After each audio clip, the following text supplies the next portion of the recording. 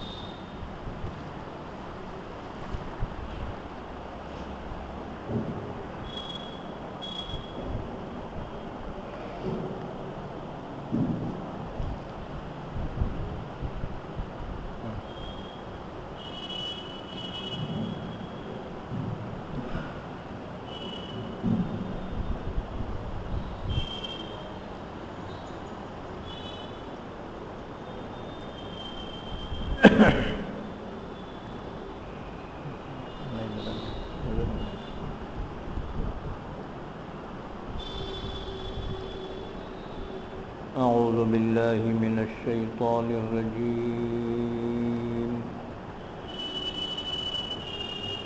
بسم الله الرحمن الرحيم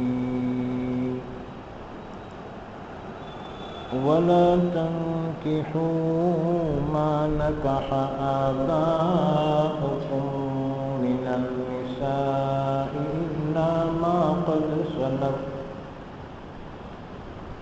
إنه كان فاحشة ومقتا وساء سبيلا حرمت عليكم أمهاتكم وبناتكم وأخواتكم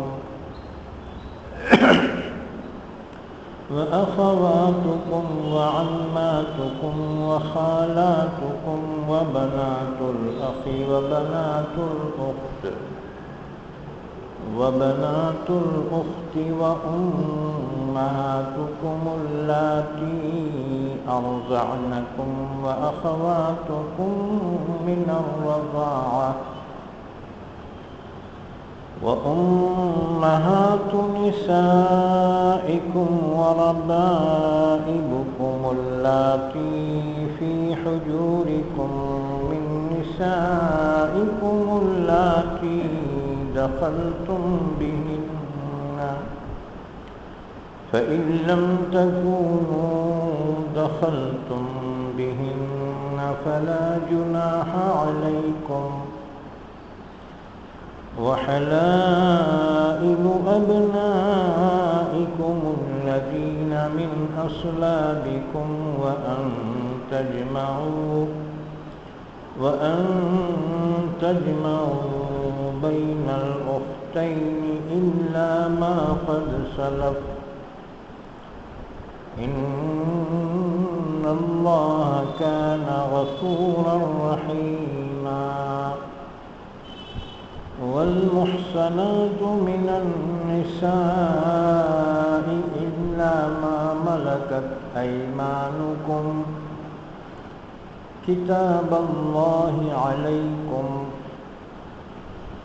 وأحل لكم ما وراء ذلكم أن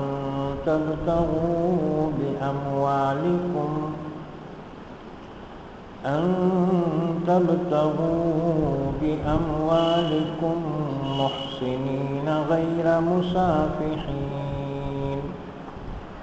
فما استمتعتم به منهن فآتوهن أجورهن فريضة ولا جناح عليكم فيما تراضيتم به من بعد الفريضة إن الله كان عليما حكيما پناہ میں آتا ہوں میں اللہ کی شیطان مردود سے شروع کرتا ہوں میں اللہ کے نام سے جو بڑا مہربان نہایت رحم کرنے والا ہے۔ ولا تنكحوا ما نكح آباؤكم من النساء، اور مت نکاح کرو تم ان عورتوں سے جن سے نکاح کیا ہے تمہارے باپ دادا نے، مگر جو گزر چکا سو گزر چکا، بے شک یہ بے حیائی ہے اور غضب کی بات ہے، انتہائی نفرت کی بات ہے اور برا راستہ ہے۔ حرام کی گئی ہیں تم پر تمہاری مائیں اور تمہاری بیٹیاں اور تمہاری بہنیں اور تمہاری پھوپھیاں اور تمہاری خالائیں اور بھائی کی بیٹیاں اور بہن کی بیٹیاں اور تمہاری وہ مائیں جنہوں نے تم کو دودھ پلایا ہے اور تمہاری دودھ شریک بہنیں اور تمہاری بیویوں کی مائیں اور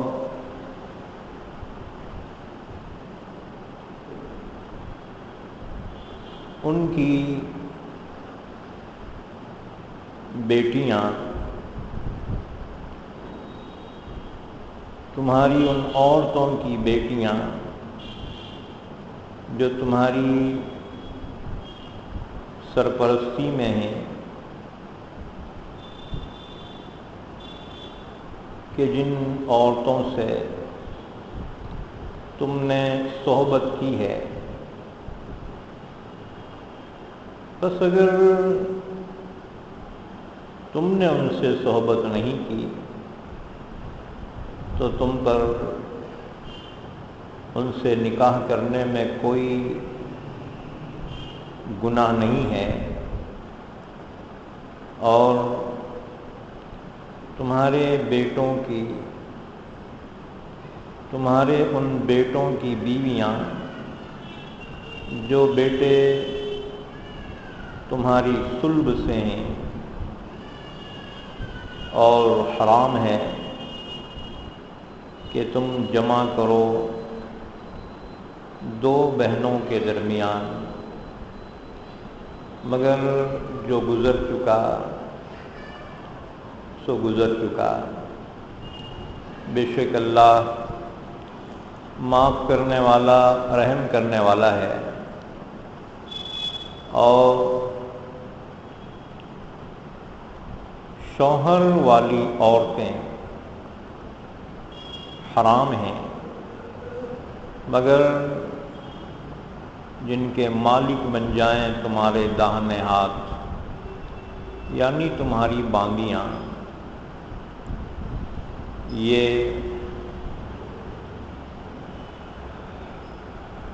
اللہ کا حکم ہے تم پر، اور تمہارے لیے حلال کی گئی ہیں ان کے علاوہ عورتیں کہ تم ان کو طلب کرو اپنے مالوں کے ذریعے، پاک دامنی حاصل کرنے کے لیے، نہ کہ مستی نکالنے کے لیے۔ پھر ان میں سے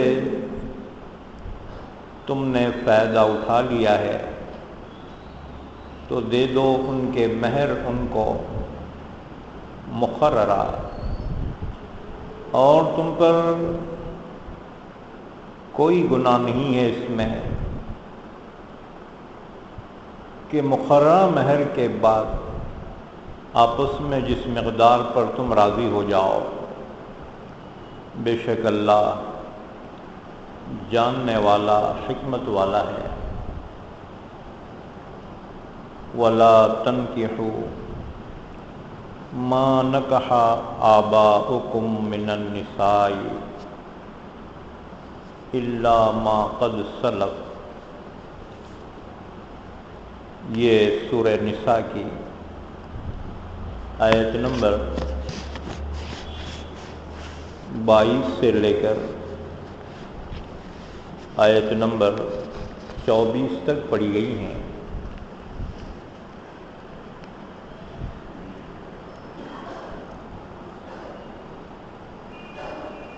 ان میں سے پہلی آیت وَلَا تَنْكِحُوا مَا نَكَحَ آبَاؤُكُمْ مِنَ النِّسَاءِ إِلَّا مَا قَدْ سَلَفَ، اس آیت شریفہ کا شان نزول یہ ہے، ابن سعد نے محمد ابن کعب القرظی کی روایت بیان کی ہے کہ زمانے جاہلیت میں یہ غلط رسم تھی کہ جب کوئی شخص مر جاتا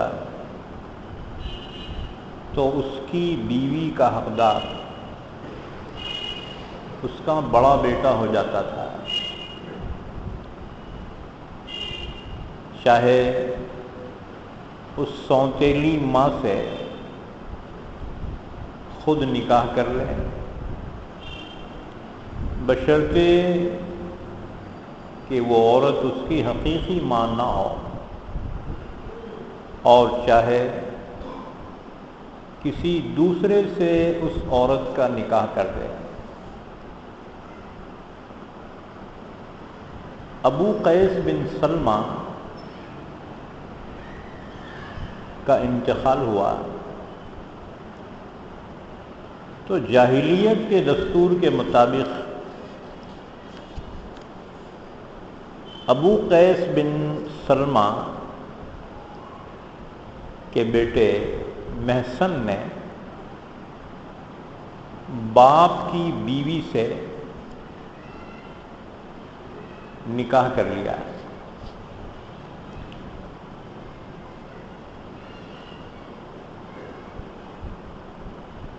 اور اس عورت کو یعنی سوتیلی ماں کو میراث میں سے کوئی حصہ نہیں دیا، اس سے نکاح کر لیا۔ عورت رسول اللہ صلی اللہ علیہ وسلم کی خدمت میں حاضر ہوئی، عرض کیا کہ یا رسول اللہ صلی اللہ علیہ وسلم، ابو قیس بن سلمہ کا انتقال ہو گیا، اس کے بڑے بیٹے نے مجھ سے نکاح کا حق جتایا، یا رسول اللہ صلی اللہ علیہ وسلم، ایسی صورت میں میرے لیے کیا حکم ہے؟ رسول اللہ صلی اللہ علیہ وسلم نے فرمایا اب تو واپس چلی جا، کیونکہ اس وقت تک کوئی حکم نازل نہیں ہوا تھا۔ آپ نے فرمایا فی الوقت تو واپس چلی جا، اللہ تعالیٰ تیرے بارے میں کوئی حکم نازل فرمائے گا۔ اللہ نے اس واقعے میں یہ آیت شریفہ نازل فرمائی اور اس قسم کے نکاح کو حرام قرار دیا۔ چنانچہ آیت نازل ہوئی وَلَا تَنْكِحُوا مَا نَكَحَ آبَاؤُكُمْ مِنَ النِّسَاءِ إلا ما قد سلف إنه كان فاحشة ومقتا وساء سبيلا۔ اللہ نے فرمایا خبردار، جن عورتوں سے تمہارے باپ نے یا دادا نے نکاح کیا ہو وہ تمہاری مائیں ہو گئی، اگرچہ حقیقی نہ صحیح لیکن وہ تمہاری مائیں ہو گئی ہیں، ان سے نکاح ہرگز نہ کرنا کہ ان سے نکاح حرام ہے۔ اس ظالمانہ اور جاہلانہ رسم کو اللہ نے توڑ دیا۔ اسی طرح اور ایک روایت ابن ابی حاتم اور طبرانی نے حضرت عدی بن ثابت کے واسطے سے یہ واقعہ اس طرح سے بیان کیا ہے کہ ایک انصاری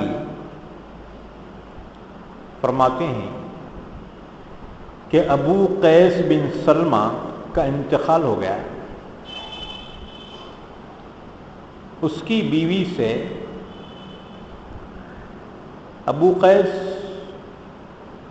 ایک انصاری صحابی تھے، بڑے نیک آدمی تھے، انتقال ہو گیا۔ تو ابو قیس کے بیٹے قیس نے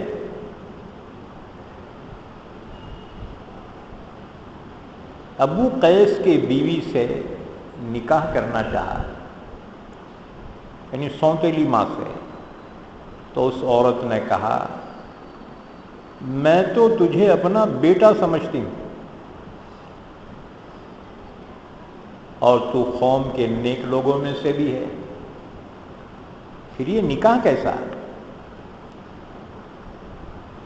اس کے بعد وہ عورت رسول اللہ صلی اللہ علیہ وسلم کی خدمت میں حاضر ہوئی اور اس واقعے کی اطلاع دی۔ رسول اللہ صلی اللہ علیہ وسلم نے فرمایا فی الوقت تو واپس چلی جا،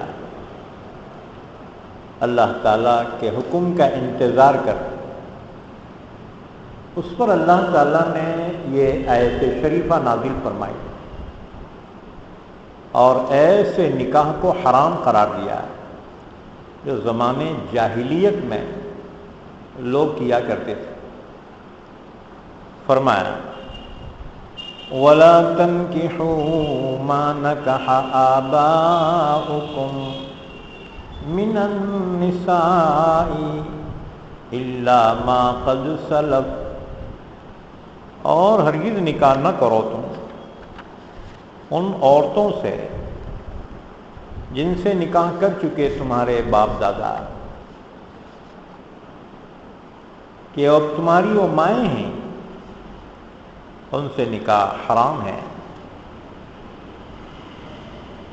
الا ما قد سلف، مگر جاہلیت کے زمانے میں جو واقعات ہو چکے اللہ ان کا مواخذہ نہیں فرمائے گا کہ علم نہیں تھا۔ جاہلیت میں جو انہوں نے اس طرح کی حرکتیں کی تھی اللہ تعالیٰ نے اس کو معاف کر دیا، لیکن ساتھ ساتھ تاکید فرمائی آئندہ اس سے اجتناب کریں اور بچیں۔ اس سلسلے میں ایک حدیث مبارکہ ہے، حضرت براء بن عازب رضی اللہ تعالیٰ عنہ کی روایت ہے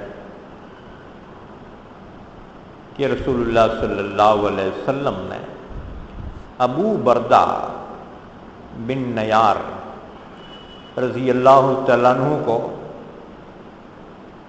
ایک آدمی کے قتل کرنے کے لیے بھیجا۔ آپ نے فرمایا جاؤ اور فلاں شخص کو قتل کر دینا۔ کیوں؟ اس لیے کہ اس شخص نے اپنے باپ کی بیوی سے نکاح کر لیا تھا۔ اللہ کے نبی نے فرمایا جا کر اس کی گردن مار دو، کہ یہ جاہلیت کی جو حرکتیں تھیں اللہ کے نبی صلی اللہ علیہ وسلم نے طاقت سے اس کو مٹایا۔ مزید تفصیلات،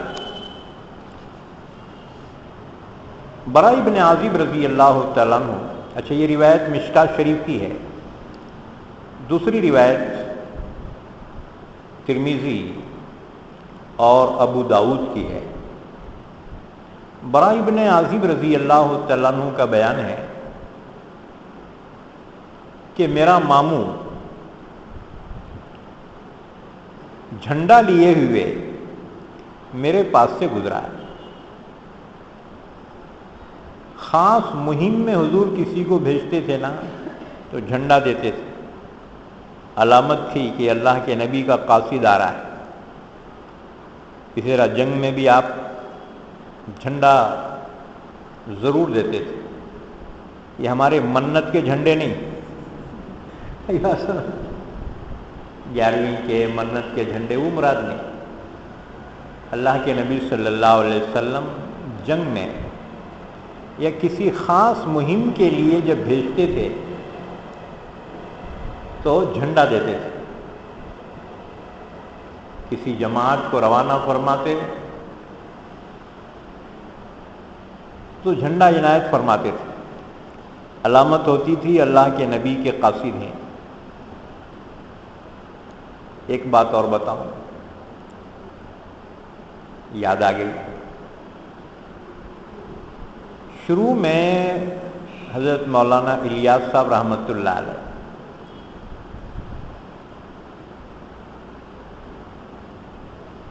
جماعتیں گشت میں بھیجنا چاہتے تھے تو مولانا زکریا رحمۃ اللہ علیہ، بھتیجے ہونا شیخ الحدیث، الحمدللہ بخاری شریف کی پہلی حدیث میں نے حضرت شیخ زکریا صاحب رحمۃ اللہ علیہ سے پڑھی، تو مولانا شیخ زکریا صاحب شیخ الحدیث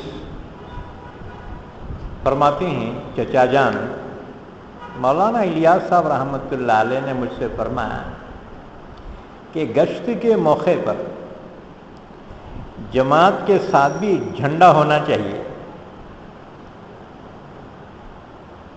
کیونکہ اللہ کے نبی کسی جماعت کو بھیجتے تھے تو جھنڈا ساتھ میں رہتا تھا، جھنڈا عنایت فرماتے تھے۔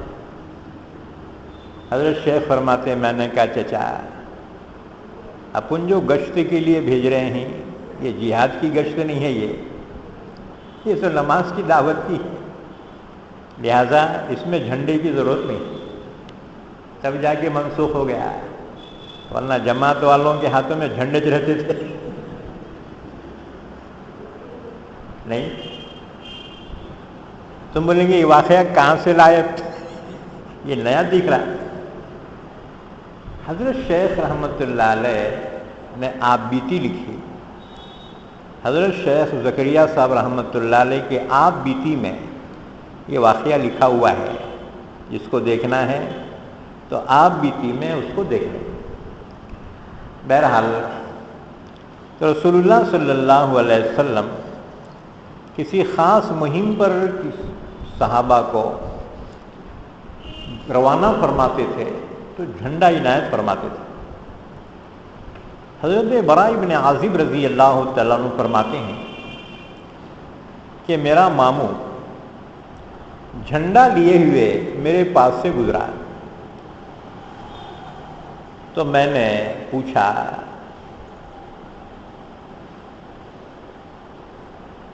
کہاں جا رہے ہو، جھنڈا لے کے کہاں جا رہے؟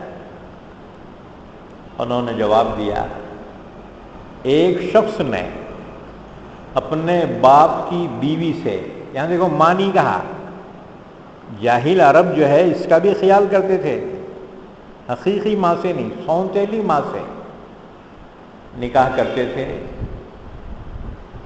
تو رسول اللہ صلی اللہ علیہ وسلم نے یہ صحابی کو بھیجا تھا۔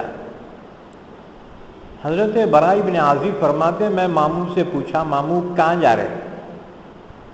انہوں نے جواب دیا کہ ایک شخص نے اپنے باپ کی بیوی سے نکاح کر لیا ہے، اس کا سر لانے کے لیے اللہ کے نبی نے مجھے بھیجا ہے کہ جا کر اس کا سر کاٹ کے لے آؤں، ختم ہی کر دوں اس کو۔ اسی طرح سے اللہ تعالیٰ نے یہاں فرمایا وَلَا تَنْكِحُوا مَا نَكَحَ آبَاؤُكُم مِّنَ النِّسَاءِ، اور مت نکاح کرو ان عورتوں سے جن سے نکاح کیا ہے تمہارے باپ نے، داداؤں نے۔ اب وہ عورتیں تمہارے لیے مائیں بن گئی، سونتیلی بھی رہی تو ماچ ہے، وہ ماں ہی کے درجے میں ہے، یاد رکھو۔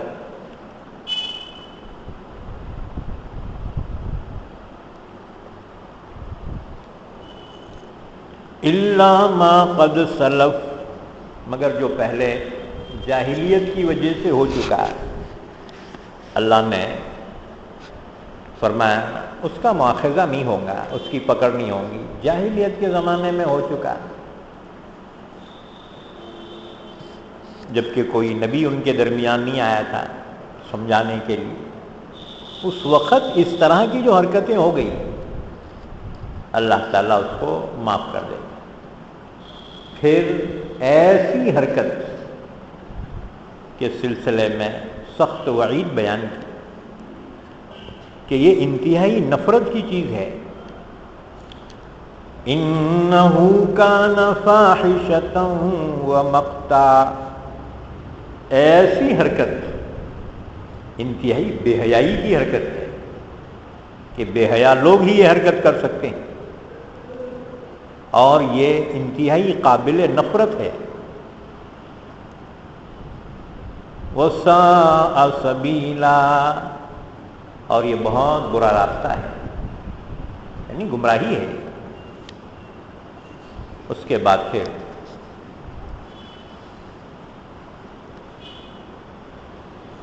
ایک مسئلہ اور سمجھو کہ اگر باپ نے، داداؤں نے کسی عورت سے ناجائز تعلقات قائم کیے ہوئے تھے تو اس عورت سے بھی نکاح حرام ہے۔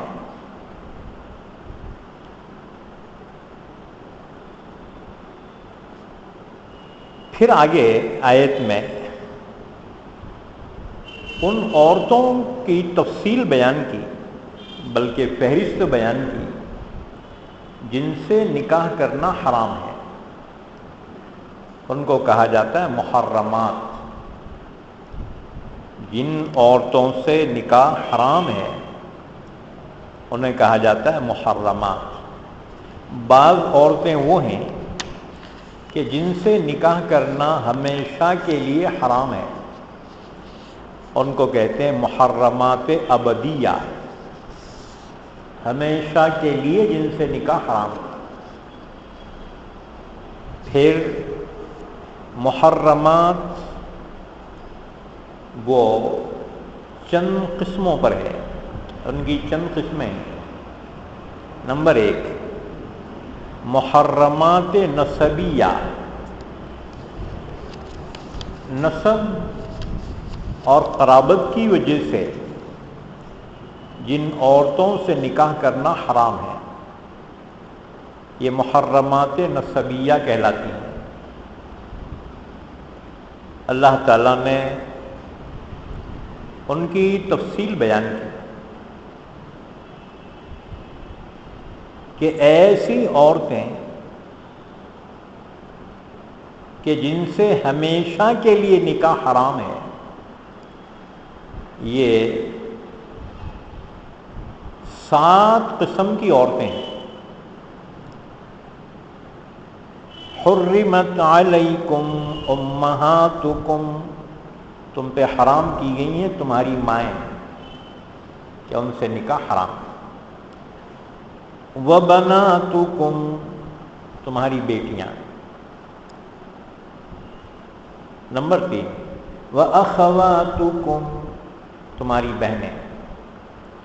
وعماتکم نمبر 4 تمہاری پھوپھیاں.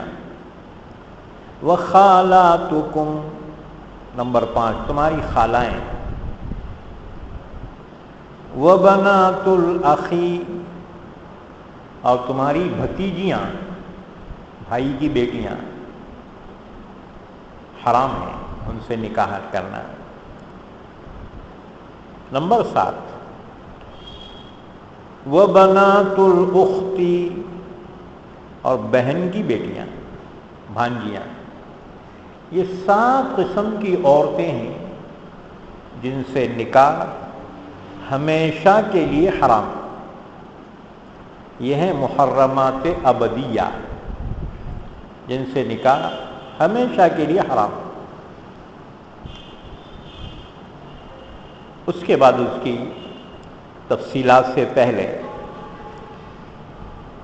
نمبر 2 دوسری قسم کی جو محرمات ہیں وہ ہیں محرمات رضاعیہ، یعنی وہ عورتیں جن سے دودھ کا رشتہ ہے، جن عورتوں کا دودھ پیا ہے اپنی اماں کے علاوہ، کسی عورت سے دودھ پیا تو وہ عورت ماں بن گئی، اس عورت کی بیٹیاں بہنیں ہو گئی، اس عورت کی ماں نانی بن گئی، اور اس کی بہن خالہ ہو گئی، اس عورت کا شوہر باپ ہو گیا. اسی طرح سے نسب کے جتنے رشتے ہیں، اس عورت کے جتنے بھی رشتے ہیں، اب یہ دودھ پینے والے بچے کے لیے وہی رشتے ہوں گے. تو جو حکم نسب کے رشتوں کا ہے وہی حکم دودھ کے رشتے کا ہے. جو عورتیں نسب کے اعتبار سے حرام ہیں وہی عورتیں دودھ کے رشتے سے حرام ہو جاتی ہیں. ہم آگے احادیث مبارکہ سنائیں گے. تو دوسری محرمات وہ عورتیں جن سے دودھ کا رشتہ ہے کہ دودھ پیا. کب پیا تھا؟ بچپن میں. ہم تفصیلات بیان کریں گے. دودھ پینے کے زمانے میں بچے نے جس عورت کا دودھ پیا وہ عورت اس کی ماں کہلائے، اور اس کے جتنے رشتہ دار ہیں اپنے نسبی رشتہ دار کی طرح وہ بھی رشتہ دار کہلائیں. نمبر 3 محرمات بالمصاہرہ، وہ عورتیں جو سسرالی رشتے سے حرام ہیں. وہ عورتیں نمبر 1 بیوی کی مائیں، حقیقی ہوں یا سوتیلی ہوں، حرام ہیں. اسی طرح سے بیوی کی بیٹیاں جو دوسرے شوہر سے ہوں وہ بھی حرام. اسی طرح سے بیٹے کی بیویاں وہ بھی حرام ہیں. اور اسی طرح ایک نکاح میں 2 بہنوں کو جمع کرنا، یعنی اپنی عورت کے ہوتے ہوئے اس کی بہن سے بھی نکاح کرنا، تو 2 بہنیں جمع ہو گئی. یہ بھی حرام ہے جب تک کہ ایک مر نہ جائے یا طلاق نہ دی جائے. اس کی بہن سے نکاح حرام ہو جاتا ہے. اسی طرح سے عورت کی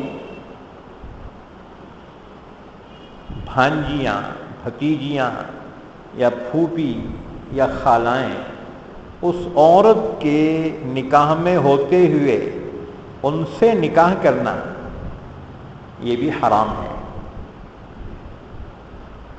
نمبر 4، والمحصنات من النساء، 5ویں پارے کی شروع آیت، محصنات من النساء یعنی وہ عورتیں جو کسی کے نکاح میں ہیں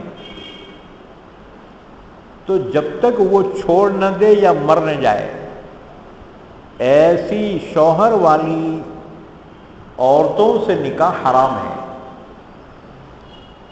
یہ کتنے ہو گئے؟ 4 ہو گئے۔ نمبر 5،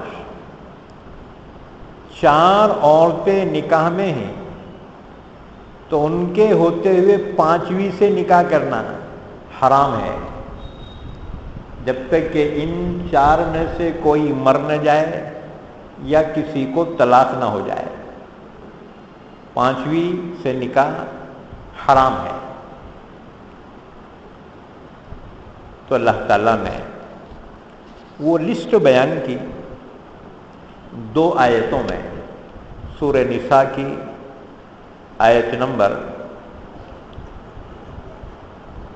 23 اور 24 میں، یعنی 4تھے پارے کی آخری آیت اور 5ویں پارے کی پہلی آیت میں اللہ نے وہ فہرست بیان کی۔ اس فہرست کے بیان کرنے کے بعد فرمایا وَأُحِلَّ لَكُمْ مَا وَرَاءَ ذَلِكُمْ، ان کے علاوہ جو عورتیں ہیں ان سے نکاح تمہارے لیے حلال کیا گیا ہے، بشرطے کہ وہ مسلمان ہوں، کیونکہ کافرہ مشرکہ سے نکاح کو حرام قرار دیا گیا ہے۔ وَلَا تَنْكِحُوا الْمُشْرِكَاتِ حَتَّى يُؤْمِنَّ، اللہ نے فرمایا مشرکہ کافرہ عورتوں سے نکاح مت کرو جب تک کہ وہ ایمان نہ لائیں۔ تو یہ بھی محرمات میں سے ہیں۔ یہ تفصیل ان عورتوں کی ہے جن سے نکاح حرام ہے۔ ان میں سے جو پہلی 3 قسمیں ہیں وہ محرمات ابدیہ ہیں، یعنی ہمیشہ کے لیے حرام ہے ان سے نکاح کرنا، اور باقی جو بیان کیے گئے تو وہ ہمیشہ کے لیے حرام نہیں ہے، بلکہ جس رکاوٹ کی وجہ سے حرام کی گئی تھی وہ رکاوٹ دور ہو جائے تو ان سے نکاح حلال ہو جائے گا۔ فرمایا حرمت علیکم امہاتکم، تم پہ حرام کی گئی ہیں تمہاری مائیں، ان سے نکاح حرام۔ اب ماؤں سے مراد حقیقی مائیں، سونتیلی مائیں، یا باپ نے جس عورت سے تعلق قائم کیا تھا وہ بھی حرام ہے۔ حرمت علیکم امہاتکم وبناتکم، اور تمہاری بیٹیاں۔ اب بیٹیوں سے مراد حقیقی بیٹیاں، بیٹیوں کی بیٹیاں، بیٹوں کی بیٹیاں، پورا نیچے خاندان تک یہ سب حرام ہیں، ان سے نکاح کرنا حرام۔ اور ماؤں سے مراد اوپر تک سلسلہ، اپنی ماں، باپ کی ماں، ماں کی ماں، اوپر تک سلسلہ، یہ سب محرمات ہیں اور محرمات ابدیہ ہیں کہ ہمیشہ کے لیے نکاح ان سے حرام ہے۔ اچھا، وَأَخَوَاتُكُمْ، اور حرام کی گئی ہیں تم پر تمہاری بہنیں، اب بہنیں حقیقی بہنیں، ان سے نکاح بھی حرام. اسی طرح سے سونتیلی بہنیں، ان سے بھی نکاح حرام. اب سونتیلی بہنیں دو طرح کی ہوتی. ایک تو ہے کہ باپ ایک ماں الگ الگ، اس کو کہتے ہیں علاتی. نمبر دو، ماں ایک باپ الگ الگ. جیسے کوئی عورت بیوہ، پہلے سے اس کی جو ہے اولاد ہے، اس نے دوسرا نکاح کیا، اس سے بھی اولاد ہوگی. تو اب یہ آپس میں ماں تو ایک ہے، باپ الگ الگ، اس کو کہیں گے اخیافی. تو ہر قسم کی بہنیں، ان سے نکاح حرام ہے، حقیقی ہوں یا علاتی ہوں یا اخیافی ہوں، ان سے نکاح حرام کیا گیا ہے. وَعَمَّاتُكُمْ، اور تمہاری پھوپھیاں. پھوپھیوں سے مراد باپ کی حقیقی بہنیں یا باپ کی سونتیلی بہنیں، یہ سب پھوپھیاں ہیں، ان سے نکاح حرام ہے. وَخَالَاتُكُمْ، اور تمہاری خالائیں، یہ حرام ہیں. اب خالاؤں میں ماں کی حقیقی بہنیں یا ماں کی سونتیلی بہنیں، یہ سب حرام. وَبَنَاتُ الْأَخِ، اور بھائی کی بیٹیاں یعنی بھتیجیاں، چاہے حقیقی بھائی کی بیٹیاں ہوں یا سونتیلے بھائی کی بیٹیاں ہوں، یہ سب محرمات ہیں، ان سے نکاح حرام ہے اور ہمیشہ کے لیے حرام. وَبَنَاتُ الْأُخْتِ، اور بہن کی بیٹیاں، حقیقی بہن کی بیٹیاں بھی حرام، سونتیلی بہن کی بیٹیاں یہ بھی حرام. یہ وہ عورتیں ہیں کہ محرمات نسبیہ کہلاتی ہیں. نسب اور خاندان کی عورتیں جن سے نکاح حرام. وَأُمَّهَاتُكُمُ اللَّاتِي أَرْضَعْنَكُمْ، دوسری قسم کے محرمات، تمہاری وہ مائیں جنہوں نے تم کو دودھ پلایا. رضاعت کے معنی ہیں دودھ کے رشتے کے. جس عورت نے دودھ پلایا وہ کہلاتی رضاعی ماں، اور اس کا شوہر رضاعی باپ، اور ان کی اولاد رضاعی بھائی اور بہنیں. وَأُمَّهَاتُكُمُ اللَّاتِي أَرْضَعْنَكُمْ، ام کے معنی ماں، اور امہات اس کی جمع مائیں.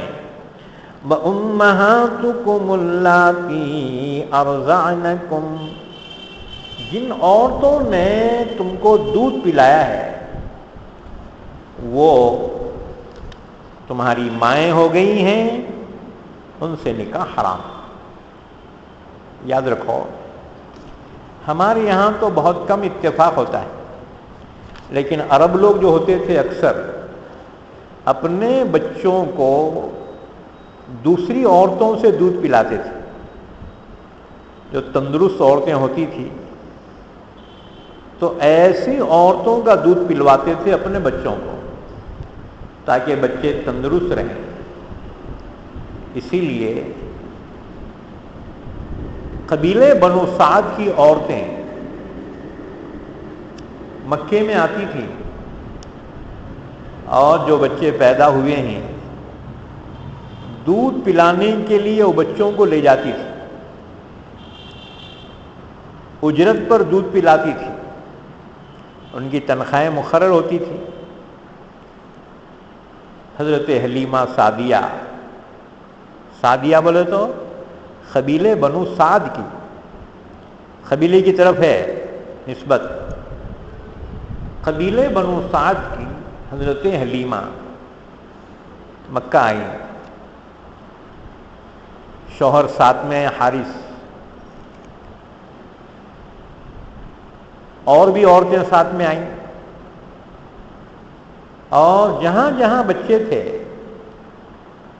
ہر ایک کو تو بچے مل گئے، حلیمہ کو کوئی بچہ نہیں ملا۔ کسی نے کہا ایک یتیم بچہ ہے، جا کر دیکھا حضرت آمنہ کے گود میں تھے حضرت محمد صلی اللہ علیہ وسلم۔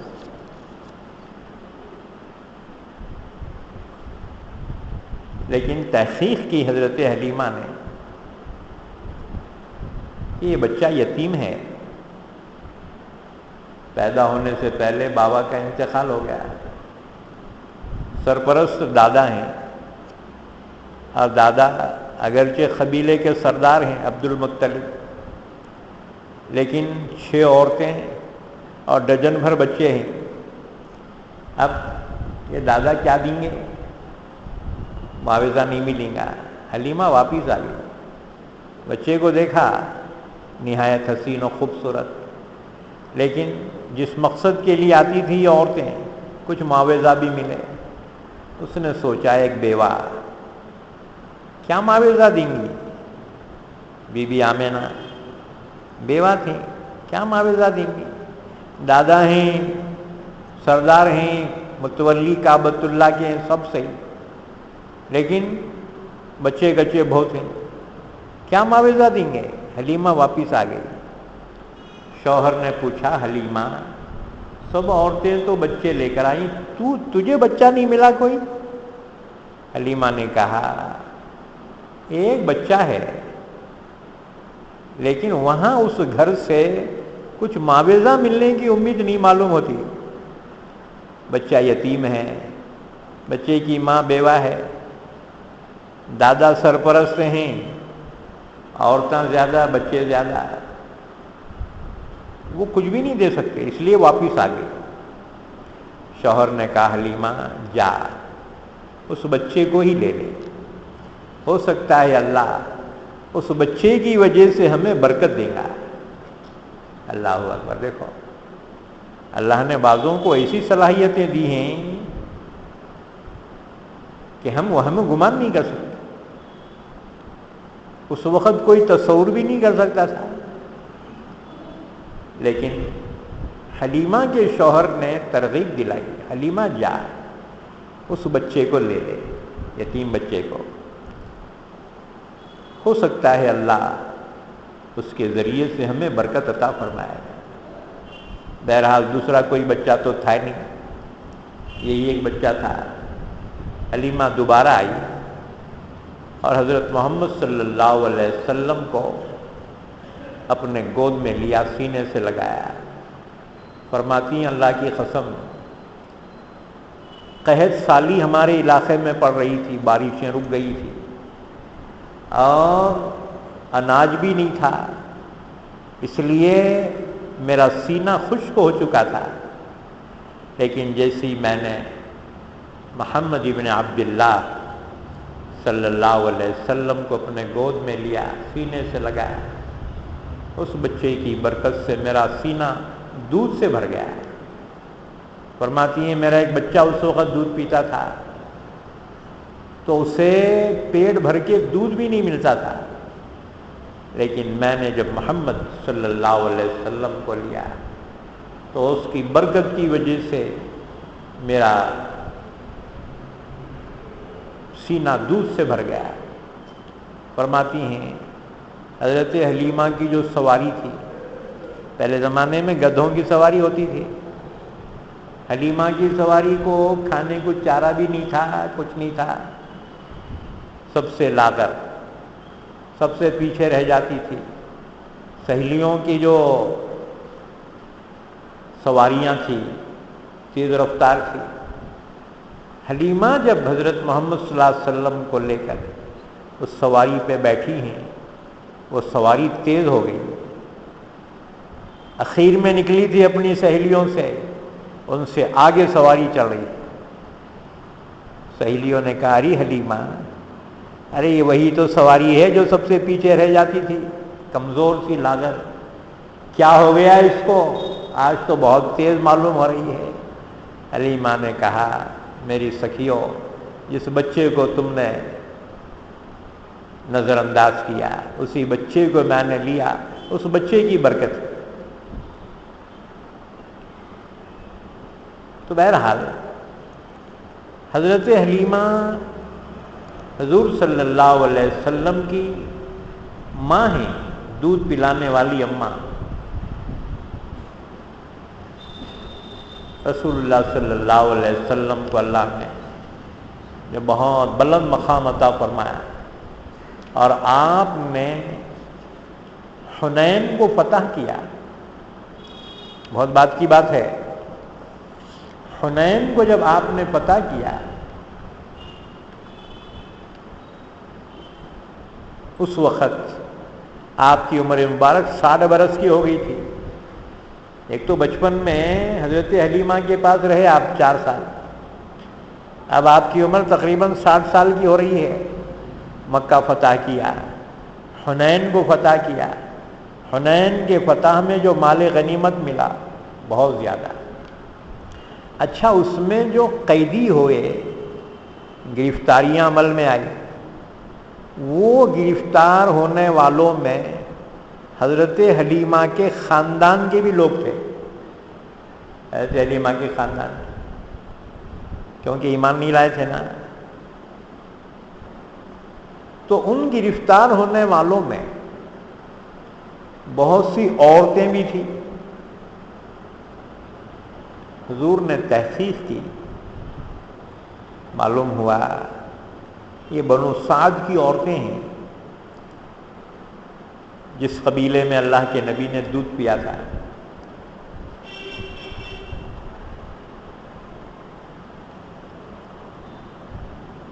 ان عورتوں میں حضرت حلیمہ کی بیٹی بھی تھی، شیمہ، وہ بھی گرفتار تھی۔ پتہ چلا شیمہ کو کہ یہ تو میرے بھائی ہیں، محمد صلی اللہ علیہ وسلم، یہ تو میرے بھائی ہیں، یہ کیونکہ بڑی تھی عمر میں، اور حضور صلی اللہ علیہ وسلم کو گود میں لے کر پھرا کرتی تھی جب ماں کام کاج میں ہوتی تھی نا۔ تو بڑی بیٹی تھی یہ حضرت حلیمہ کی، اللہ کے نبی کو گود میں لیتی تھی۔ تو اس نے حضور کی خدمت میں آ کر عرض کیا کہ آپ مجھے پہچانے؟ حضور نے فرمایا نہ۔ کہنے لگی میں حضرت حلیمہ کی بیٹی ہوں، شیمہ، آپ پہچانے کہ نہیں پہچانے؟ حضور نے فرمایا مجھے تو یاد نہیں پڑتا، یعنی اماں تو یاد رہ گئی، وہ اماں کی اولاد، مجھے تو یاد نہیں پڑتا۔ شیمہ نے کہا جی میں وہی ہوں، آپ کو اپنے گود میں لے کر کھیلا کرتی تھی، میں وہی ہوں، حلیمہ کی بڑی بیٹی۔ حضور کو یقین نہیں آیا، اس نے کہا کہ آپ کے بچپن کا ایک واقعہ مجھے یاد ہے اور آپ کو بھی یاد ہوگا۔ وہ واقعہ یاد دلایا، کہنے لگی بچپن میں آپ کو لیے ہوئی تھی، کسی بات پر آپ کو غصہ آ گیا تھا، تو آپ نے میرے مونڈھے پر قطر دیا تھا، جیسے بچے قطر دینا جی غصہ آیا تو، آپ نے قطر دیا تھا، وہ نشان اب تک ہیں، وہ نشان اب تک ہیں۔ اللہ کے نبی کو یقین نہیں آیا۔ حضرت شیمہ نے وہ نشان بتایا، تب اللہ کے نبی کو یاد آیا۔ اللہ کے نبی صلی اللہ علیہ وسلم کو بڑی مسرت ہوئی کہ بہت زمانے کے بعد، تقریباً 56 سال کے بعد ایک بہن سے ملاقات ہوئی تھی۔ آپ کے حقیقی بھائی بھی نہیں تھا، بہن بھی نہیں تھی، لیکن یہ رضاعی یعنی دودھ شریک بہن تھی. حضور صلی اللہ علیہ وسلم بڑی مسرت ہوئی. بہرحال پوچھا بہن میں آپ کے لیے کیا کر سکتا ہوں؟ شیما نے درخواست کی یہ میرے قبیلے کی عورتیں جو گرفتار ہوئی ہیں آپ ان کو آزاد کر دیں. اللہ کے نبی نے اپنے بہن کی سفارش پر سب کو آزاد کر دیا. آپ نے فرمایا بہن اگر چاہے تو تم میرے ساتھ میں رہو. انہوں نے کہا نہیں میں اپنے قبیلے میں جانا چاہتا ہوں. اللہ کے نبی نے بہت سے ہدیے تحفے دے کر ان کو بھیجا. صحابہ فرماتے ہیں کہ ایک مرتبہ اللہ کے نبی صلی اللہ علیہ وسلم تشریف فرما ہے مدینہ پاک میں. ایک خاتون آئی بڑی عمر کی خاتون. حضور کے پاس تو آتے رہتے تھے نا. ایک خاتون آئی. اللہ کے نبی صلی اللہ علیہ وسلم نے دیکھا تو آپ اتنا خوش ہوئے کہ ان کے استقبال کے لیے کھڑے ہو گئے.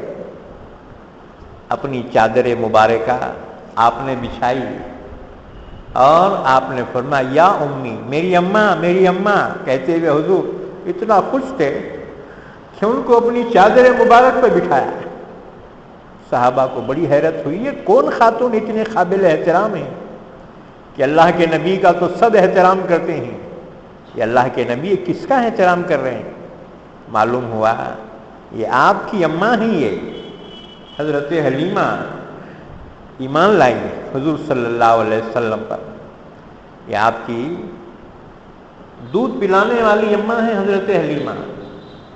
حضور صلی اللہ علیہ وسلم بس وارے نیارے جا رہے تھے. پھر فرمایا کہ اماں تم میرے پاس رہ جاؤ.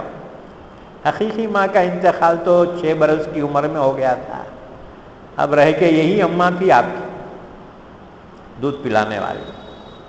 حضرت حلیمہ نے فرمایا نہیں میں اپنے وطن جانا چاہتی ہوں میرے بچوں کے پاس. حضور نے ان کے لیے سواری کا انتظام کیا. بہت سے ہدیے تحفے دے کر ان کو رخصت فرمایا. دیکھو یہ مقام رضائی والدہ کا دودھ پلانے والی اماں کا. حضور صلی اللہ علیہ وسلم نے فرمایا تو اللہ نے فرمایا وَأُمَّهَاتُكُمُ اللَّاتِي أَرْضَعْنَكُمْ اور حرام کی گئی ہیں تم پر تمہاری وہ مائیں جنہوں نے تمہیں دودھ پلایا کہ وہ نکاح ان سے کرنا حرام. وَأَخَوَاتُكُمْ مِنَ الرَّضَاعَةِ اور تمہاری دودھ شریک بہنیں ان سے نکاح بھی حرام. اسی لیے دیکھو یہ خواتین سے ہماری درخواست ہے کہ کون سے بھی بچہ رو رہا تو ان کو بہت جو ہے رحم آتا اٹھا کے دودھ پلاتی ہیں بچے کو. نہ آگے پھر مسائل پیدا ہوتے ہیں بیٹا بیٹی لینے دینے کے. اس لیے کہ دودھ کا اگر رشتہ ہو تو نکاح حرام ہے. رشتہ ہو ہی نہیں سکتا.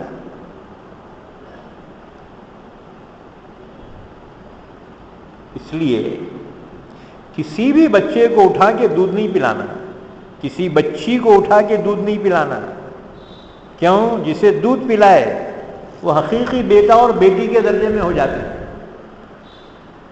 اب پھر اگر بہو لانا ہے وہ بچی بہت اچھی دکھے گی ہاں وہ تو تیری بیٹی ہے. وہ تیرے بیٹے سے اس کا نکاح کیسا ہو سکتا؟ وہ تو جو ہے حقیقی بھائی بہنیں ہو گئے. یہ نازک معاملہ ہے. اس لیے ہم ہمیشہ یہی کہتے ہیں کہ کون سے بچے کو اٹھا کے دودھ نہیں پلانا. ہاں جس بچے کو دودھ پلائے اسے دھیان رکھنا کہ وہ اپنا بیٹا ہو گیا. جس بچی کو دودھ پلایا وہ بیٹی ہو گئی حقیقی. لہذا اپنے بچوں سے رشتہ کرنا ہے تو نہیں ہو سکتا. یہ بات سمجھ میں کیونکہ دودھ کے رشتے کے بھائی بہنیں آپس میں نکاح ان کا حرام ہو جاتا ہے۔ وَأَخْوَاتُكُم مِّنَ الرَّضَاعَةِ، اچھا یہ دودھ کا رشتہ ثابت کب ہوتا ہے؟ یاد رکھو رسول اللہ صلی اللہ علیہ وسلم نے ارشاد فرمایا، بخاری شریف کی حدیث ہے، انما الرضاعۃ من المجاعۃ، یعنی رضاعت سے حرمت ثابت ہوگی جبکہ بچہ اس زمانے میں دودھ پیے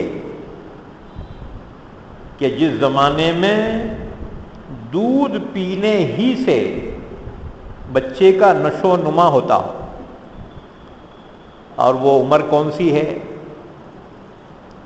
امام ابو حنیفہ فرماتے ہیں 2.5 سال کے اندر جس بچے نے کسی عورت سے دودھ پیا تو دودھ کا رشتہ قائم ہو گیا ہے،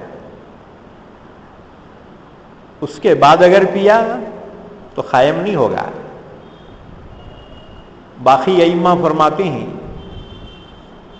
امام مالک، امام شافعی، امام احمد بن حنبل، امام ابو یوسف، امام محمد فرماتے ہیں کہ دودھ پینے کی مدت بچے کے لیے 2 سال ہے۔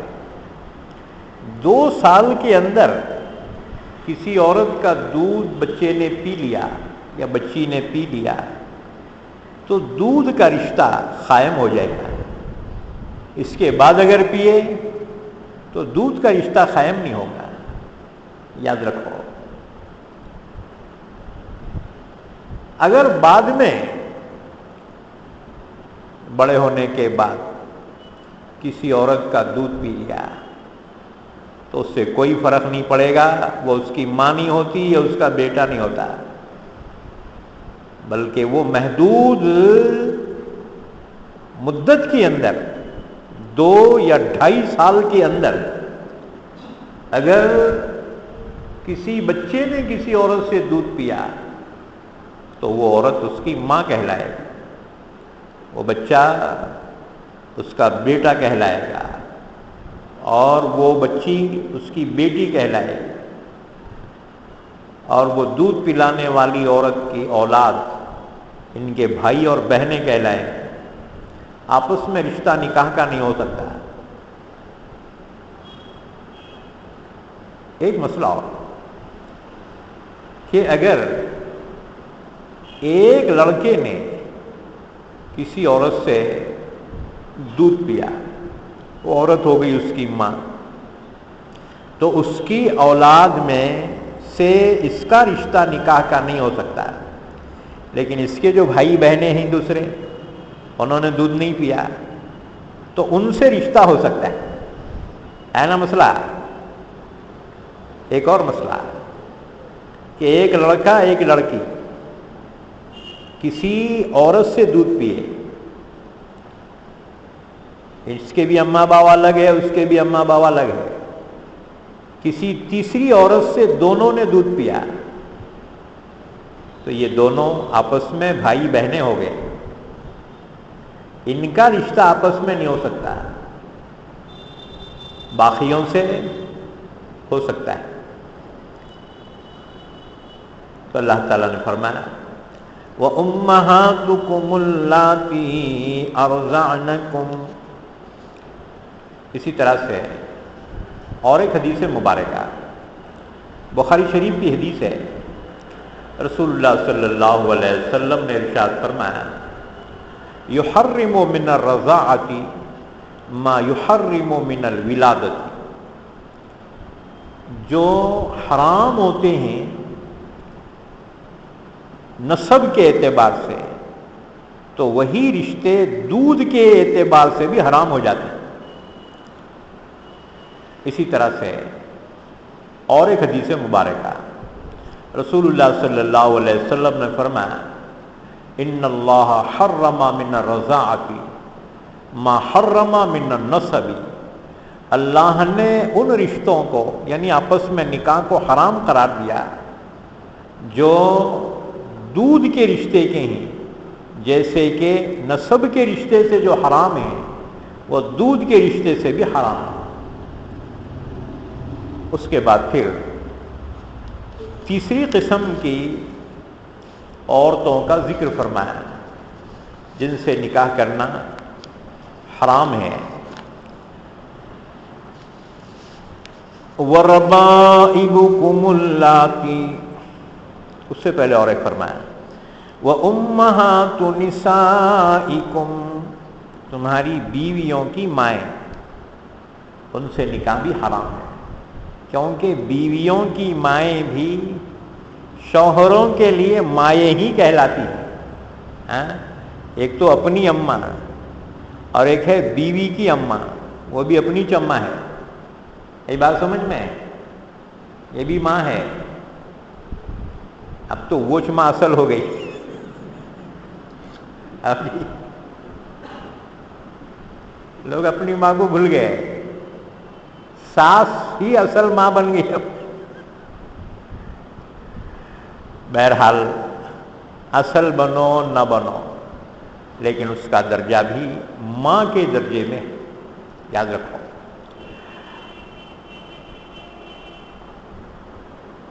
اسی طرح سے ایک حدیث مبارکہ سن لو، بخاری اور مسلم کی حدیث ہے۔ حضرت ام حبیبہ رضی اللہ تعالیٰ عنہ نے عرض کیا، یا رسول اللہ صلی اللہ علیہ وسلم، آپ میری بہن یعنی ابو سفیان کی بیٹی عزہ، اس سے نکاح کر لیجیے۔ رسول اللہ صلی اللہ علیہ وسلم نے فرمایا، کیا تم یہ چاہتی ہو؟ ام حبیبہ نے عرض کیا، ہاں میں یہ چاہتی ہوں۔ حضور نے فرمایا، سنو، میرے لیے وہ حلال نہیں ہے، کیونکہ دو بہنوں کو نکاح میں جمع کرنا حرام ہے۔ ام المومنین نے کہا، ہم تو سنتی ہیں کہ آپ ابو سلمہ کی بیٹی سے نکاح کرنا چاہتے ہیں۔ آپ نے فرمایا، ان کی وہ بیٹی جو ام سلمہ سے ہے؟ کہا ہاں۔ فرمایا، سنو، اولاً تو وہ مجھ پر اس وجہ سے حرام ہے کہ وہ میری ربیبہ ہیں، کہ حضور نے ان کو پال لیا تھا، حضرت ام سلمہ کے ساتھ آئی تھی۔ اچھا، جو میرے یہاں پرورش پا رہی ہیں۔ دوسری وجہ یہ ہے کہ اگر ایسا نہ بھی ہوتا تب بھی وہ مجھ پہ حرام تھی، اس لیے کہ وہ میرے دودھ شریک بھائی ابو سلمہ کی بیٹی ہیں، یعنی میری بھتیجی ہیں۔ مجھے اور اس کے باپ کو یعنی ابو سلمہ کو سویبہ نے دودھ پلایا۔ فرمایا، خبردار، اپنی بیٹیاں اور اپنی بہنیں مجھ پر پیش نہ کرو۔ بخاری شریف میں بھی یہ روایت بیان کی گئی تو اللہ تعالیٰ نے فرمایا کہ دودھ کے رشتے کی تمام خواتین حرام ہیں، ان سے نکاح کرنا حرام۔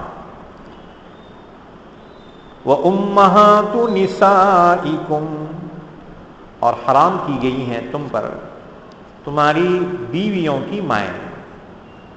اب ہر قسم کی ماں آ گئی، بیوی کی حقیقی ماں وہ بھی حرام، بیوی کی سونتیلی ماں وہ بھی حرام، ان سے نکاح کرنا حرام، کیونکہ وہ مائیں ہو گئی ہو۔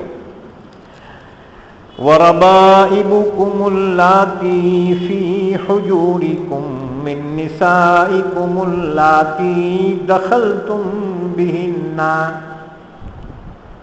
ایک مسئلہ اور کہ کسی نے بیوہ سے نکاح کیا اور وہ بیوہ کو پہلے شوہر سے بیٹی ہے تو اللہ تعالیٰ نے فرمایا اب دو ہیں، عورت ہے اور اس کی پہلے شوہر کی بیٹی ہے، اگر اس عورت سے نکاح کیا تو اس کی بیٹی حرام ہو جائے گی کیونکہ وہ بیٹی کہلائے گی، اور اگر بیٹی سے نکاح کیا وہ عورت حرام ہو جائیں گی کیونکہ وہ ساس کہلائے گی۔ وہ مسئلہ بیان فرمایا وَرَبَائِبُكُمُ اللَّاتِي فِي حُجُورِكُمْ، ربائب ربیبہ کی جمع ہے۔ ربیبہ کہتے ہیں وہ بچی جس کو پال لیا ہو، جیسے کوئی عورت بچوں کے ساتھ نکاح میں لائی گئی تو وہ بچے اب اس کے ہو گئے، اس کو پال لیے تو وہ کہلائیں گی ربیبہ، اس کی جمع ہے ربائب۔ اللہ نے فرمایا کہ وہ لڑکیاں جو تمہارے سرپرستی میں ہیں، ان عورتوں کی جن سے تم نے نکاح کیا ہے، اگر ان سے تم نے دخول کیا تو وہ لڑکیاں تم پر حرام ہیں۔ فَإِن لَّمْ تَكُونُوا دَخَلْتُم بِهِنَّ فَلَا جُنَاحَ عَلَيْكُمْ، اگر ان عورتوں سے دخول نہیں کیا تو پھر ان کی وہ لڑکیاں، ان سے نکاح درست ہو جائے گا، لیکن اگر دخول کر لیا ہے تو وہ لڑکیاں جو تمہاری سرپرستی میں آ گئی ہیں وہ بیٹیاں کہلائیں گی، ان سے نکاح حرام۔ وَحَلَائِلُ أَبْنَائِكُمُ الَّذِينَ مِنْ أَصْلَابِكُمْ، اور اس طرح فرمایا تمہارے وہ بیٹے جو تمہارے نسل کے ہیں، یعنی حقیقی بیٹے، حقیقی بیٹوں کی بیویاں تمہارے لیے حرام ہے، ہمیشہ کے لیے حرام ہے۔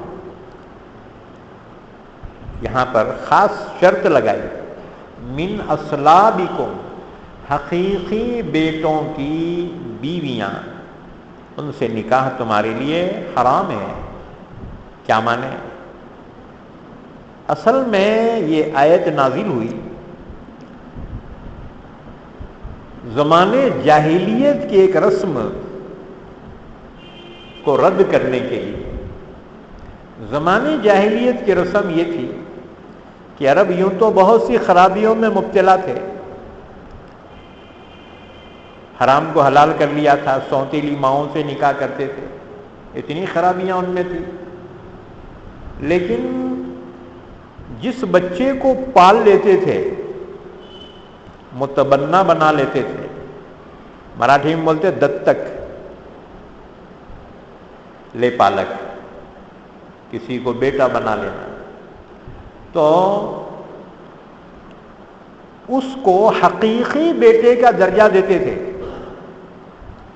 اگر اس نے اپنے بیوی کو چھوڑ دیا تو اگر یہ اس سے نکاح کرنا چاہے، عرب میں بہت برا مانا جاتا تھا۔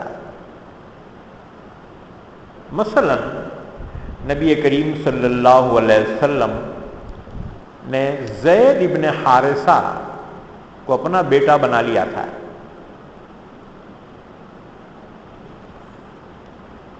بعد میں اللہ کے نبی نے زید کا نکاح اپنی پھپھیری بہن سے فرمایا تھا، زینب بنت جہش سے زید کا نکاح کیا۔ زید ادنا خاندان کے اور زینب اعلیٰ خاندان کی، یہ رشتہ ٹک نہیں سکا، اس لیے رشتوں میں لیول بھی دیکھو تو رشتے ٹکتے ہیں، اگر بیلنس نہیں رہا، مالدار کی بیٹی کر کے لائے، بہت مال دیا، رشتے ٹکتے نہیں ہو، یا تو غلام بننا پڑتا ہے اس کو، میں تو چھوڑ دے کے چل جاتے. اگر ذرا کچھ کرا انہیں کورٹ میں کھینچتی اس کو, او جی ڈوری کیس میں لے لیتی انہیں 498. اماں بابا بہنا دیوراں سب کو اندر کھینچ لے. اس لیے ذرا بیلنس رکھو رشتے ناتوں میں. جب رشتے کر رہے ہو نا ذرا اپنے لیول کے کرو کہ اپن پر کے بس ہو جانا ہے. تو مال کو دیکھ کے بڑے بڑے رشتے جو ہے کر لیتے ہیں کرنے کو, انہیں نہ خدمت کرتی نہ ادب کرتی نہ احترام. اس لیے اپنے لیول کو دیکھو. خاص طور سے خواتین کی ذمہ داری رہتی ہے, کیونکہ ان کی پسند فائنل رہتی. ہم کتابی بو مار لیے تو کچھ بھی نہیں ہوتا. انہوں پسند کرنا ہوم منسٹر تو فیصلے ہوتے ہیں. تو ان کو جو بول رہا ہوں میں کہ اپنے لیول کی بچیاں ایسوں کو بہو بنا کر لاؤ, خدمت کریں گی وہ, انہیں احساس ہوگا. اور بڑے گھر کی لائے تو ٹکتے نہیں ہیں, یا تو گھر پھٹ جاتے یا زندگی بھر روتے بیٹھنا پڑتا ہے کہ میچ کر کے لی تو ماں کیسا انہیں کتنا ستاری, اور تو مال دیکھ کے لائی اب بھگت تجھ. تو اصل میں اس موقع پر عام طور سے غلطیاں ہوتی ہیں. یہ فاؤنڈیشن ہے یہ زندگی کا. نکاح بولے تو کیا شعوری زندگی کا فاؤنڈیشن ہے. فاؤنڈیشن اگر صحیح ہے عمارت صحیح ہوگی, فاؤنڈیشن اگر غلط ہے عمارت غلط ہوگی. یہ بات سمجھ میں. اس لیے رشتے ناتوں میں خاص معیار رکھو اپنے لیول کا. یا پھر غریب کی بچی کرو, غریب کی بچی. اب بعض غریب کے بچیاں بھی بہت جلا کھا رہے. تمہارے کو واقعہ سنایا ہوں گا, ایک جگہ جو ہے ہمارے ایک چاہنے والے, اتنا بڑا بنگلہ, ایک بیٹا امریکہ میں ایک بیٹا سعودی میں. اب گھر کو گیا میں, وہاں بلائے انہوں خاص دعوت دے کے. اتنا بڑا بنگلہ کئی کروڑ کا ہے وہ. میں دیکھا بڈھا بڈھی کے اندر ہے دونوں. بولا رہے تمہارے بچے کچے کہاں ہیں؟ ہاں بیٹے تمہارے. انہوں بولے وہ آؤٹ آف میں رہتے انہوں. پھر انہوں دونوں اتنا بڑا گھر لے کے کیا کرتے جی؟ ایک روم رہا تو بس ہے, اتنا بڑا بنگلہ. اس میں 2 چدریں, اسے بولیں گے بھوت بنگلہ. بچے ساتھ میں رہے تو وہ گھر دکھتا ہے. تو خالی دیواروں کا نام تھوڑی گھر ہے, گھر تو بچوں سے. بہرحال تو انہوں واقعہ سنا ہے. ایک ایسی مولانا لوگوں کے بیانات سن کے ایک غریب کی بچی کر کے لائے. انہوں بولے مولانا اتنا جلا کھاری انہیں, یہ گھر پہ قبضہ کر لیتی بڑی انہیں. بڑے میاں بولے اچھا ہوا میں بیٹے کے نام پہ نہیں کرا, میرے نام پہ, لہذا میں درخواست دیا یہ گھر میرا ہے, مالک ہوں میں, میرے پاس کاغذات ہیں. بیٹے کا گھر نہیں ہو سکتا, جب بیٹے کا نہیں ہوا تو بہو کا کہاں سے ہوگا؟ بیٹے کے نام پہ رہا تو بہو دعویٰ کر سکتی, کرے سی تو کیا دعویٰ کرتی. انہوں بولے یہ مولانا لوگوں کے بیانات سن کے ہم غریب کی بچی کر کے لائے, نہیں اچھا رہیں گے بولے تو انہیں جلا کھائی. بہرحال بچوں کو اچھی تربیت دینا چاہیے. اپنی بچیوں کو جس گھر میں جائے وہ گھر کو گھر بنائے, ویران نہ بنائے. اپنے بچوں کو نصیحت کرتے رہنا چاہیے, اور ماں باپ بھی ان کی غلطیوں پر ٹوکنا چاہیے. سسرال کی شکایت لے کے آتی بچیاں, ماں باپ کو بھی بہت پیش آتا, ایسا ان کو کھینچ لیں گے کورٹ میں, ان کو ہراسمنٹ کریں گے, فلاں کریں گے. نہ کو زندگی ان کو گزارنا ہے. تم ٹینشن کیوں لے رہے؟ تمہارے پاواں خبر میں لٹک رہے, تم جانے کو ہیں, وہ بچوں کو زندگی گزارنا ہے. تمہارے ٹینشن سے بچوں کی زندگی تباہ ہو جاتی ہے. انتقام ہر چیز کا جو ہے حل نہیں ہوتا، یاد رکھو. تو کبھی اپنے بچوں کے لیے بھی زندگی گزارو. اپنے لیے گزار چکے، اب بہت ہو گیا. اب یہ بچوں کے واسطے کہ بچوں کا بھلا کس میں ہونا. ٹینشن میں آ کے اکثر غلط فیصلے لیتے ہیں. بھائی کورٹ کے فیصلے سے کیا ہوتا جی؟ سزا ہوں گی. بھائی ایک کو سزا ملی تو کیا دوسرے کو نہیں مل رہی؟ ہاں؟ اگر تم نے داماد کو سزا دی، بہت خوش ہو رہے ہم، اس کو بتائے کہ نہیں حق اور یہ بتائے، مگر یہ بیٹی کا کیا ہو رہا تیرے؟ کبھی سوچا؟ ہاں؟ اس کو کتنی تکلیف ہوں گی. یاد رکھو. تو انتقامی کارروائیاں، کورٹ کچہریاں مت کرو، یہ ہمارے کام کے نہیں ہیں. بلکہ کمپرومائز کراؤ، سمجھاؤ، اپنے بچوں کو سمجھاؤ. دوسروں کو بچوں کو سمجھانے سے بہتر ہے اپنے بچوں کو سمجھاؤ، تو معاملہ سلجھ جائے گا، ان کی زندگی بہتر ہو جائے گی. ایک جگہ تھا میں، وہاں شرعی عدالت تھی. ایک کیس ایسا آیا کہ باپ بولا اگر یہ بچی بھیجائے مولانا سسرال میں تو میں دیوار پہ سے کود کے ہی مر جاتا. اب داماد رو رہا، صاحب تم کیسا بولے ویسا میں نبھاتا ہوں، کیا پابندیاں لگانے کا لگاؤ. اب وہ باپ اتنے ٹینشن میں آ رہا، انہوں نے بولا میں بھیجاتا نہیں بیٹی کو، اگر تم پنچ والے بھیجائے میں اوپر سے کود کے مر جاتا. میں بولا تو مرنا کو ذرا ٹھہر، صبر سے کام لے. ایک دو پیشاں بڑھا کے دیے، سمجھاتے سمجھاتے اب ایسا ہوا وہ دونوں ایک ہو گئے، ہمارے کو بھول گئے. عارضی ٹینشن رہتا یہ.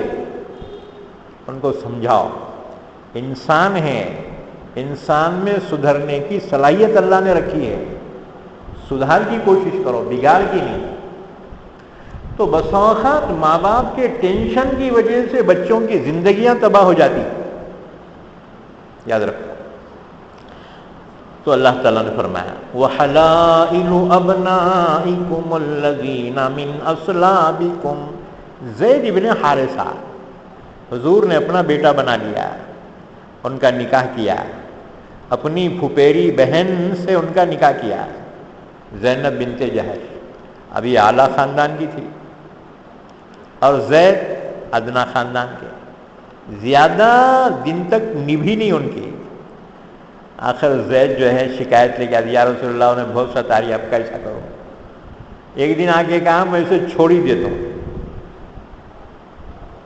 خیر اللہ کے نبی صلی اللہ علیہ وسلم فرمایا ٹھیک ہے. اب چھوڑنے کے بعد اس کی زندگی کیسا؟ آپ نے ارادہ کیا ٹھیک ہے انہیں چھوڑا تو بھی کوئی بات نہیں ہے، اب اس کو سہارا تو میرے کو دینا پڑے گا. چنانچہ زید نے آخر طلاق دے دی. دیکھو پورے قرآن میں کسی صحابی کا نام نہیں آیا سوائے ایک صحابی کے، اور وہ ہے زید. فلما قضى زید منها وطرا، زید کا نام آیا ہے. تو یہ زید ابن حارثہ نے اپنی بیوی کو چھوڑ دیا، عدت گزر گئی. اللہ کے نبی نے دیکھا کہ یہ بے سہارا ہو گئی، بیوہ ہو گئی. آپ نے پیغام نکاح دیا اور زینب سے آپ نے نکاح فرمایا.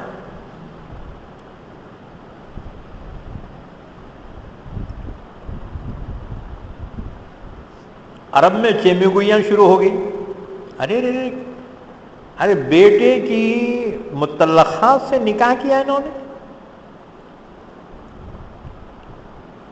اللہ تعالیٰ نے جواب میں آیت نازل فرمائی ما کان محمد ابا احد من رجالکم.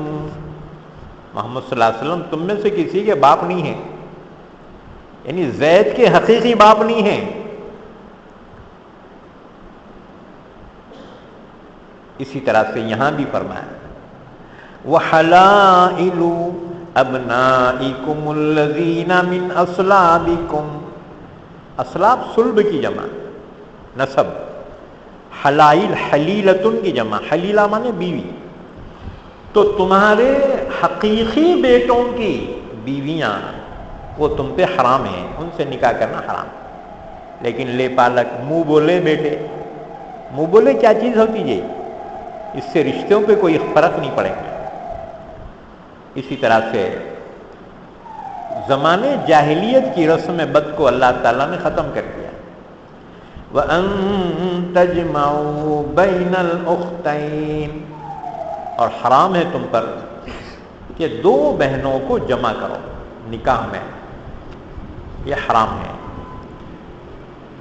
ہاں البتہ ایک مرنے کے بعد اس کی بہن سے نکاح کرنا تمہارے لیے حلال ہوگا، یا ایک کو طلاق دینے کے بعد عدت گزر جائے، اس کے بعد اگر اس کی بہن سے نکاح کرنا چاہو تو اس کی اجازت ہو، لیکن ایک کے نکاح میں ہوتے ہوئے اس کی بہن سے نکاح یہ حرام ہے۔ اسی طرح سے بھتیجی کے ہوتے ہوئے اس کی پھوپھی کو جمع کرنا حرام ہے۔ اسی طرح بھانجی کے ہوتے ہوئے اس کے خالہ کو جمع کرنا نکاح میں حرام ہے۔ وَأَن تَجْمَعُوا بَيْنَ الْأُخْتَيْنِ، دو بہنوں کو جمع کرنا حرام۔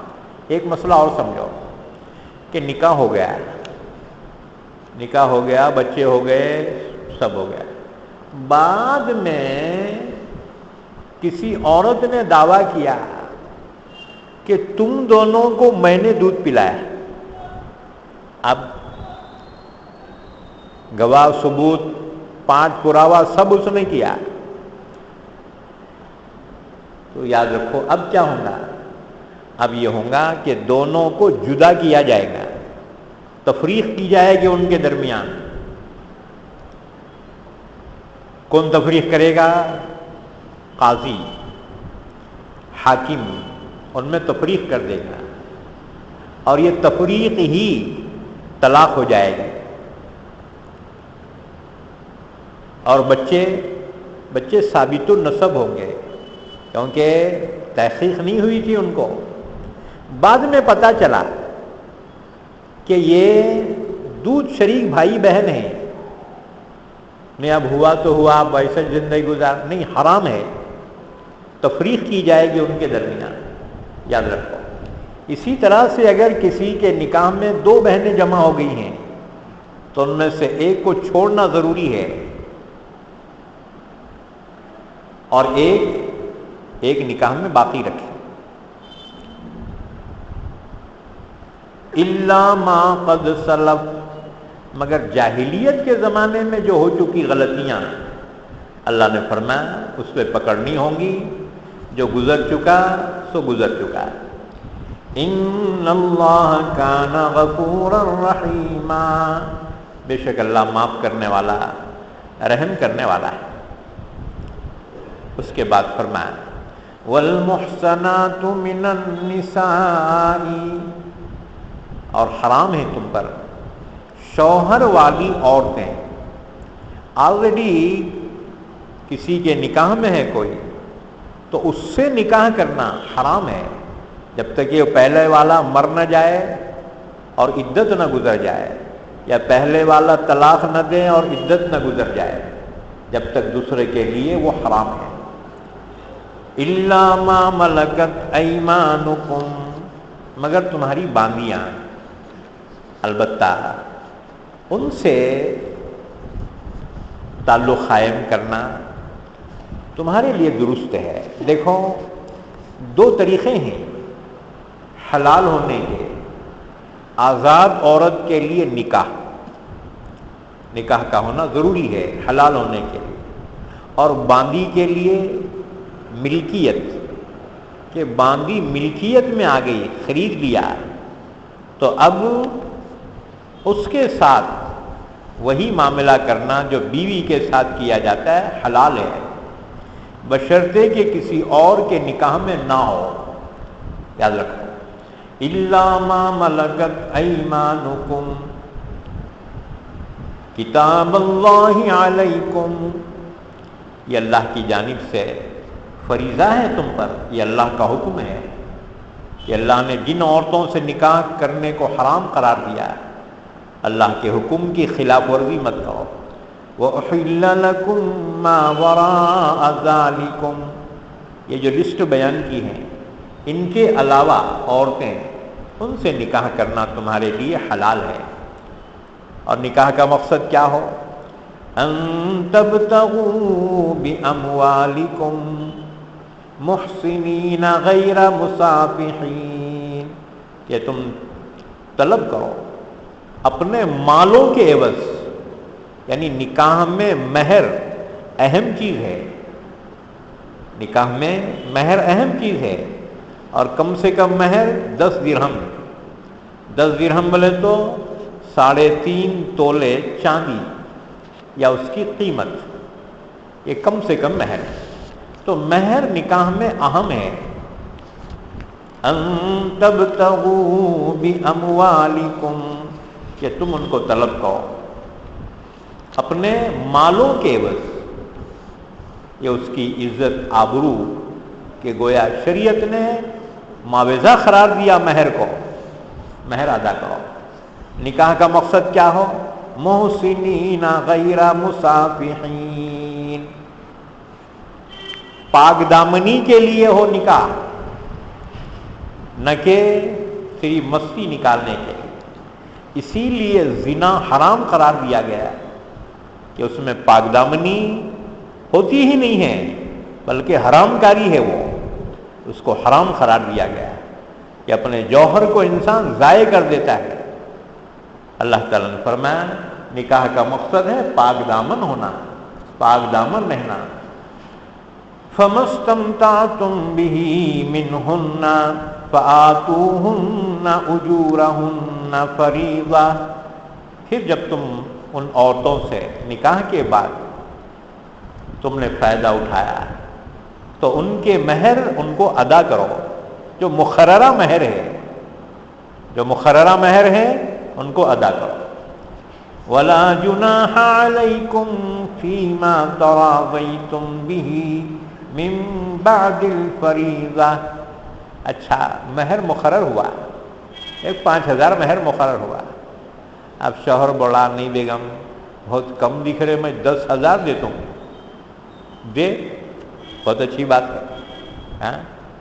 اچھا بیوی بولے اجی میں لے کے کیا کروں، اتنے 5,000 لے کے کیا کروں، میرے کو 2,000 ہی بس ہے، بہت اچھی بات ہے، لیکن راضی خوشی مہر میں کم زیادہ کر سکتے ہیں، شوہر زیادہ کر سکتا ہے اور بیوی کم کرنا چاہے اس کو اختیار ہے، لیکن پریشر ڈال کر نہیں،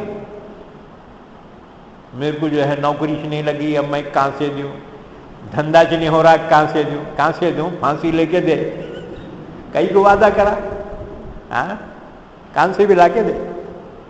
مہر اصل ہے، اصل کوئی اہمیت نہیں دے رہے، اور باقی سب وہ ہنڈیا نہیں ہے، وہ دیرچا نہیں ہے، وہ دینا تھا، وہ دینا تھا، ارے وہ دینا تھا تو پہلے مہر دینا تھا، ہاں؟ یہ لسٹان کو جو بہت اہمیت ہو گئی، اور مہر جو اصل اہمیت کی چیز تھی اس کی اہمیت گھٹا دی۔ اللہ نے فرمایا وَلَا جُنَاحَ عَلَيْكُمْ فِيمَا تَرَاضَيْتُمْ بِهِ مِن بَعْدِ الْفَرِيضَةِ، مقررہ مہر کے بعد آپس کی رضا خوشی سے اگر تم جو ہے جو دو تو اس میں کوئی حرج نہیں۔ ان اللہ کان علیما حکیما، بے شک اللہ جاننے والا ہے، حکمت والا ہے۔ اللہ جانتا ہے کہ تم اس کے احکام پہ عمل کرتے کہ نہیں کرتے، فوری سزا نہیں دیتا کیونکہ حکمت والا ہے، جب موقع مناسب ہوگا تب سزا دے گا، اللہ کی پکڑ سے بچ نہیں سکتے۔ اللہ سے دعا ہے اللہ ہم سب کو قرآن پاک سمجھنے کی، عمل کرنے کی توفیق عطا فرمائے۔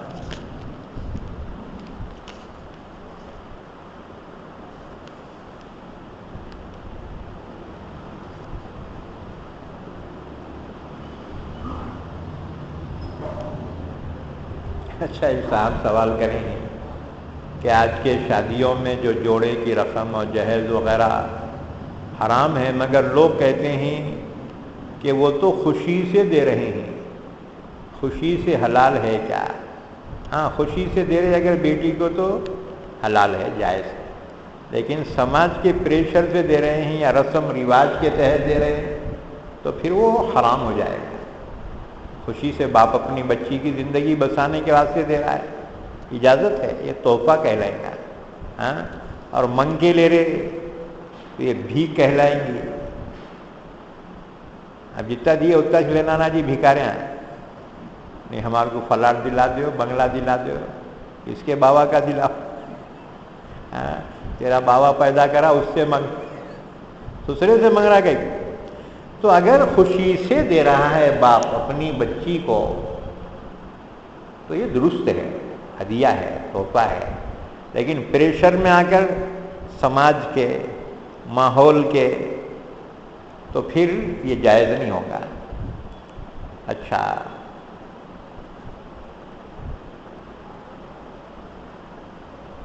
بہرحال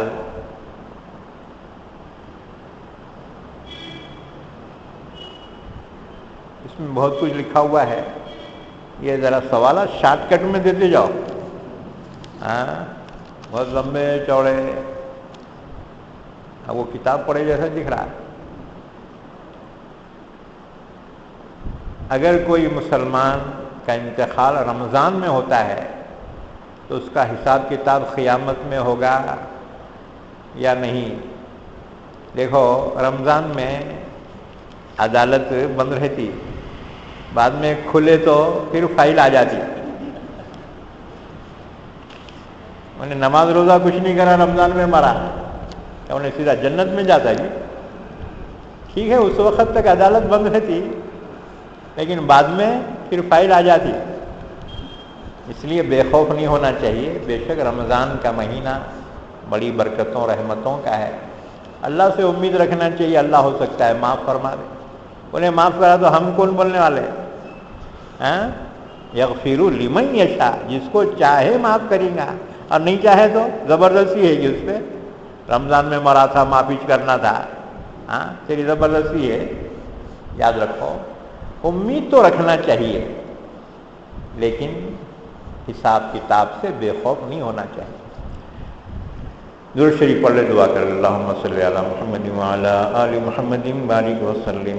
یا اللہ ہمارے گناہوں کو معاف فرما، خطاؤں سے درگزر فرما، ہمارے مرحومین کی مغفرت فرما، ہمارے بیماروں کو شفائے کامل عطا فرما، پریشان حالوں کی پریشانی دور فرما، حاجت مندوں کی حاجت روائی فرما، مقروضوں کے قرض کی ادائیگی کے فیصلے فرما۔ یا اللہ بے اولادوں کو نیک اولاد سے نواز دے، ان کی دلی مرادوں کو پورا فرما، بن بیاہی بچیوں کے نکاح کے فیصلے فرما، حاضرین مجلس اور حاضرات مجلس کی جائز تمنائیں دلی مرادوں کو پورا فرما، جب تک زندہ رکھ ہم تمام کو اسلام کو زندہ رکھ، خاتمہ ایمان پر فرما۔ صلی اللہ علی نبینا محمد وعلی آلہ وصحبہ اجمعین برحمتک یا ارحم الراحمین۔